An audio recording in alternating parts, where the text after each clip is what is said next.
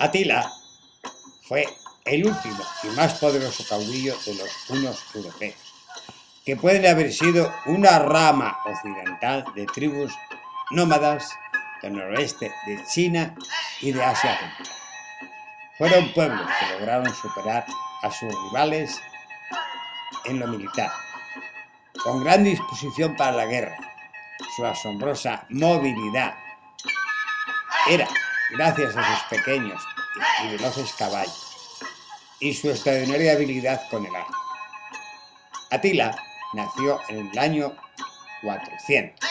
A temprana edad ya era un jefe capaz y un avezado guerrero. A la muerte de su padre, Atila decide acompañar a su tío para aprender el arte de la guerra. Hacia el año 342, los hunos se unificaron bajo el rey Rúa, y cuando falleció dejó a sus sobrinos Atila y Bleda al mando de todas las tribus hunas.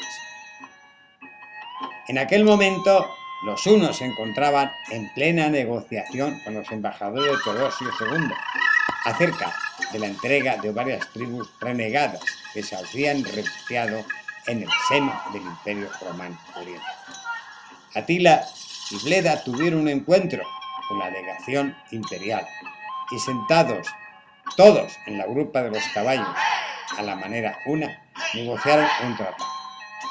Los romanos acordaron devolver las tribus fugitivas y también duplicar el tributo anteriormente pagado por el imperio. Fueron 350 libras romanas de oro, casi 115 kilos. Dejaron abrir los mercados a los comerciantes hunos y pagar un rescate por cada romano prisionero de los hunos. Atila gobernó el imperio europeo de su tiempo en los hunos, desde el 434 hasta el 453. Fue conocido en Occidente como el azote de Dios. Sus posesiones se extendían desde Europa central hasta el Mar Negro y desde el río Danubio hasta el Mar Báltico. Durante su reinado fue uno de los más acérrimos enemigos del Imperio Romano. Invadió 2 veces los Balcanes, estuvo a punto de tomar la ciudad de Roma y llegó a sitiar Constantinopla. Sosteniendo que los romanos habían faltado sus compromisos, los hunos cruzaron el Danubio y arrasaron las ciudades y fuertes defensivos a lo largo de la ribera. El ejército huno saqueó y tomó Singidunum, la moderna Belgrado. Siguió entonces una tregua a lo largo del 442, momento que aprovechó Teodosio para traer sus tropas del norte de África y disponer de una gran emisión de moneda para financiar la guerra contra los hunos. Hechos estos preparativos, consideró que podía permitirse rechazar las exigencias de los reyes bárbaros. La respuesta de Bleda y Atila fue reanudar la campaña, golpeando a lo largo del Danubio. Tomaron centros militares mediante el empleo de arietes y torres de asalto romanas. Más tarde ocuparon Sérdica, actual Sofía. Enfrentaron y destruyeron tropas romanas en las afueras de Constantinopla y solo se detuvieron por la falta de material de asedio capaz de abrir brechas en las murallas de la ciudad. Teodosio admitió la derrota y negoció la paz, que fue más rigurosa que en el anterior tratado. El emperador acordó entregar más de 6.000 libras romanas, unos 1.963 kilos de oro, como indemnización por haber faltado a los términos del pacto.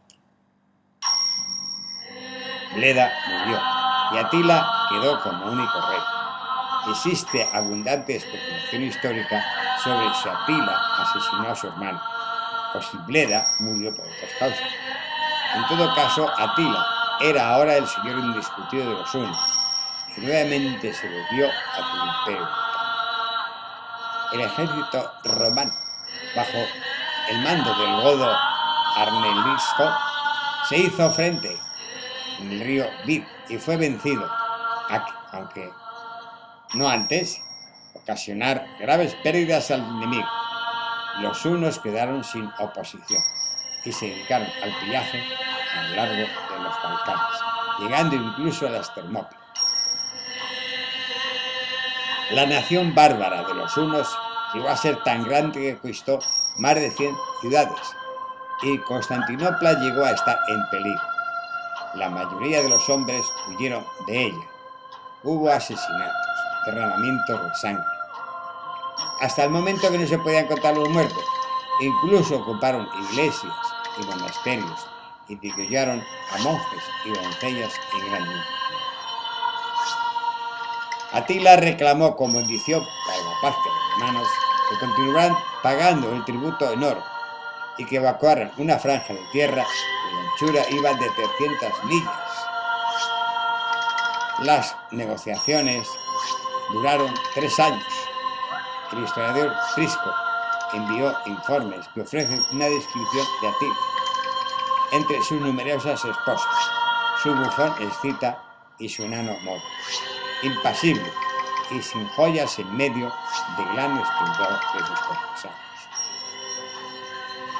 Una leyenda recogida dice que Atila descubrió la espada de Marte. Lo cita el historiador Prisco. Esta espada fue descubierta en unas extrañas condiciones. Un pastor detectó en un terreno de su rebaño que una vaca cojeaba y no fue capaz de encontrar la causa de la herida. Siguió el rastro de la sangre y halló una espada. Un animal se había herido mientras pastaba en la hierba. La recogió y la llevó directamente a Atila. Atila, siendo ambicioso, se deleitó con el regalo y pensó que le había destinado a ser señor de todo el mundo el destino y que por medio de la espada de Marte tenía garantizado la supremacía de todas las guerras. En la primavera del año 450, la hermana de Valentiniano, Honoria, envió al rey una demanda de ayuda juntamente con su madre. Es posible que Honoria no tuviera intención de proponer matrimonio. Atila interpretó así su mensaje. Aceptó, pidiéndole como dote la mitad del imperio occidental. Cuando Valentiniano descubrió lo sucedido, envió a Honoria al exilio y escribió a Atila negando la legitimidad de la oferta de matrimonio. El avance de Atila hacia el oeste convenció al rey visigodo Teodorico I de aliarse con los romanos. El ejército combinado de ambos llegó a Orleans antes que Atila, cortando así su avance, trabando la batalla de los campos cataláunicos, que terminó con la victoria de la alianza con los romanos, aunque Teodorico perdió la vida en el combate. Atila se replegó más allá de sus fronteras y sus aliados se desbandaron. Atila apareció de nuevo en el 452 para exigir matrimonio con Oronia, invadiendo y saqueando Italia a su paso. Su ejército sometió a pillaje a numerosas ciudades y arrasó Aquilea hasta sus cimientos. Valentiniano huyó de Rávena y permaneció en campaña con Roma, pero sin potencia militar suficiente para presentar batalla. Finalmente, Atila se detuvo en el Po, donde recibió una embajada formada, entre otros, por el prefecto Trigecio, el cónsul Abieno y el Papa León I. Tras el encuentro, Atila inició la retirada, sin reclamar ni su matrimonio con Oronia, ni los territorios que deseaba. Próspero de Aquitania afirma que el Papa León fue ayudado por San Pedro y San Pablo para convencerle que se retirara de la ciudad. Atila dejó Italia y regresó a su palacio. Allí planeó atacar nuevamente Constantinopla y exigir el tributo que Marciano había dejado de pagar. Pero la muerte lo sorprendió a comienzos del 453. Tras los festejos de la celebración por su última boda con una goda llamada Lico, sufrió una grave hemorragia que le ocasionó la muerte. Sus soldados le lloraron, cortándose el pelo e hiriéndose con las espadas. El más grande de todos los guerreros no había de ser llorado con lamentos de mujer ni con lágrimas, sino con sangre de hombre. Lo enterraron en un triple sarcófago de oro, plata y hierro, junto con el botín de sus conquistas. Y los que participaron en el funeral fueron ejecutados para mantener el secreto del lugar de enterramiento.